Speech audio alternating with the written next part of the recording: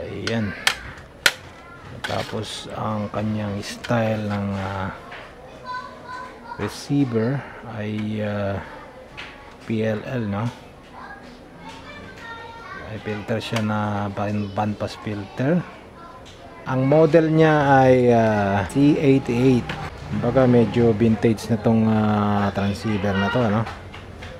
At kung titignan natin, medyo marami na siyang problema. Unang-una, wala na siyang microphone.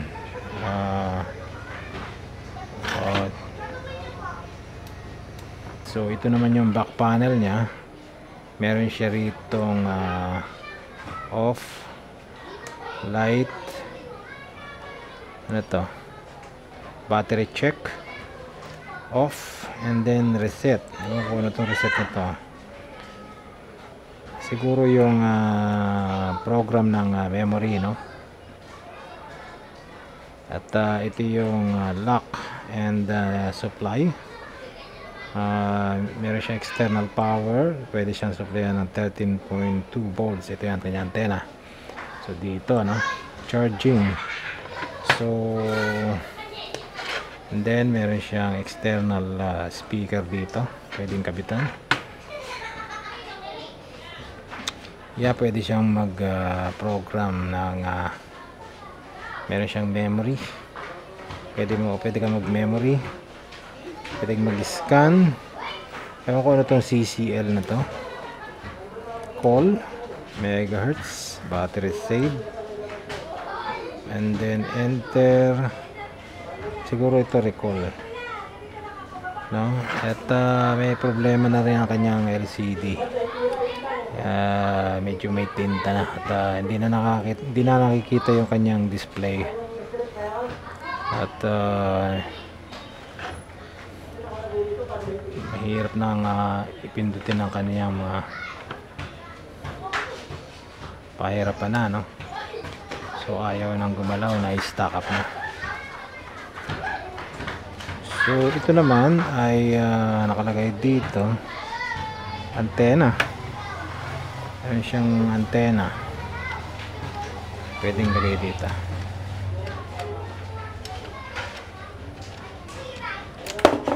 Oops, connector lang pala yun.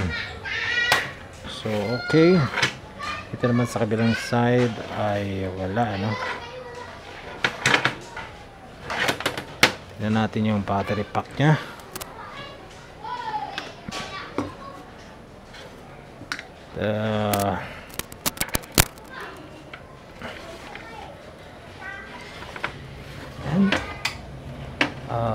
Tingnan natin. Okay. Oh. So ang nasa loob niya ay medyo in-check yung nakasulat, no? Hindi natin maintindihan, pero battery niya is 5 ang battery niya. And then pwede tayo mag-change ng step dito, 20k or 10k. May switch doon, pwede mag-switch ng 10k ang step niya. So ang battery niya is 5 lang, no? So low voltage lang to, pero ang supply niya rito is charge niya is hindi ko alam kung ito yung charging, ito yung supply external, no? Tama. Meron siyang external power para dito, DC 13.8. So yan ang pinaka-supply niya. Okay, ang ibabaw naman ay yun. Okay, ito yung speaker niya.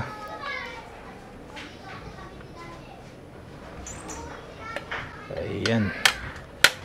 Tapos ang kanyang style ng receiver ay PLL, no? Ay filter siya na band pass filter. And then meron siya ritong low pass filter. bago mag-antena, papasok dito sa bandpass filter, and then ba't wala ito? Ano to? Saan nakakabit to? So may loss na, no? Dito. Okay, so meron siyang connector dito, natanggal siguro, no? Baka lumaan na. Yan, and then ito naman ang kanyang discriminator, and then ito yung transmit. Ito yung kanyang final. So ayan ang kanyang back panel. Ito yung supply, and then doon, and then tingnan natin itong ilalim. Okay, ito yung kanyang PLL IC, at may mga jumper na, no? Hindi natin alam kung minodify na to, no? Ito naman ay ang kanyang BCO. Ito ang kanyang microprocessor, and then meron dito mga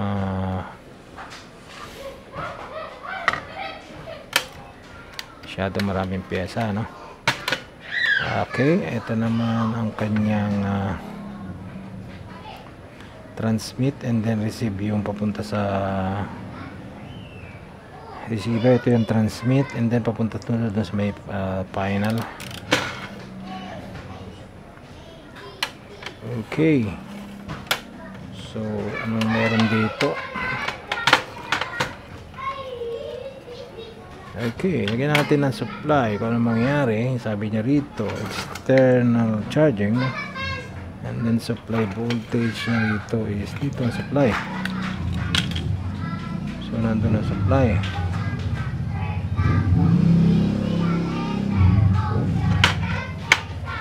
Okay, tignan natin muna.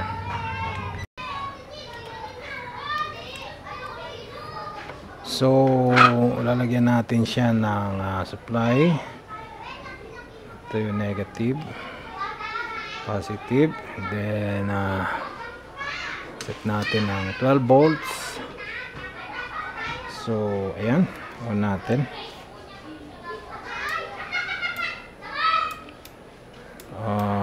Yun lang pumipitik, no? Pag ina-on natin, no? So pag i-on natin, binaba natin yung squelch, wala siyang sunog. Pero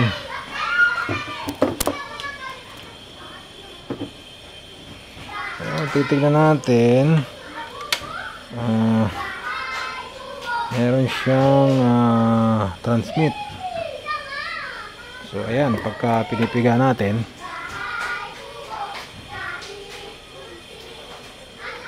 makain siya ng current, no? Tumiilaw yung kanya, pero wala siyang receive. So marami pang problema tong unit na to, no?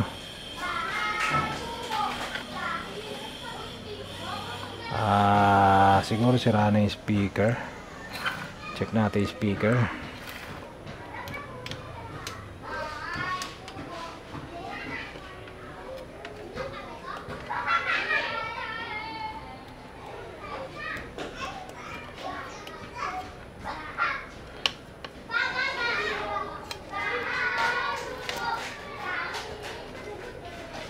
So ayan, sira yung speaker, walang tunog, no? So may problema yung speaker nito, kaya walang audio. So ang problema niya is wala siyang audio dito sa speaker, wala siyang mic, and then pero may transmit siya, no? Hindi natin alam kung anong frequency, at marami pa siyang kailangan gawin dito para magamit. Unang-una, hindi natin alam kung anong frequency siya nandun.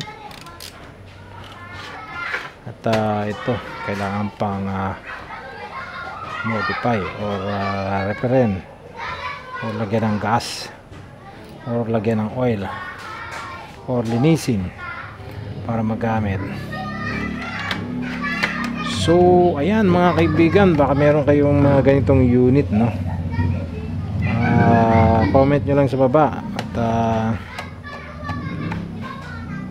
kung nagagamit nyo pa yung mga ganitong unit nyo. Siguro matanda na to, no? Ito yung diagram pala niya sa likod. So alignment, meron siyang alignment, no? So ito yung BCO nya, tama. And then ito yung final. So dito yung mga alignment, mga test point kung sakaling i-align natin, no? Yan. Okay.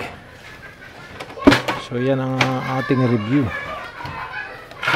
dito sa standard C80 radio transceiver. Okay.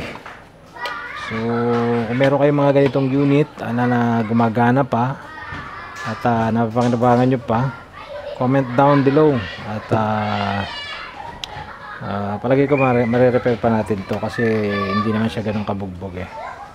Ang problema lang nito yung LCD nya, hindi ko alam kung may makukunan pa tayo or ano ipapalit natin dyan, or i-modify na lang as isang frequency, or naka-program na lang siya sa isang channel, or by channel na lang siya.